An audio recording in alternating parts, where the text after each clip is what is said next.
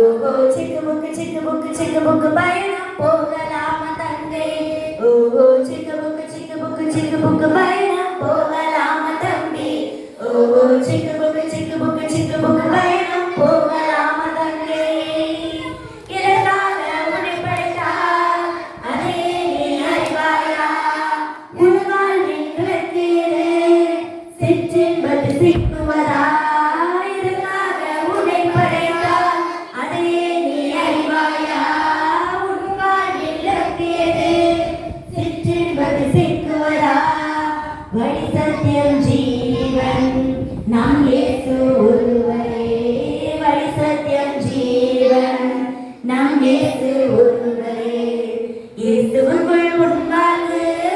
தங்கிடுவார் நிலைவாழ்வு இயேசுவுக்குள் உட்கார்ந்து தங்கிடுவார் நிலைவாழ்வு ஓஹோ சிக்கு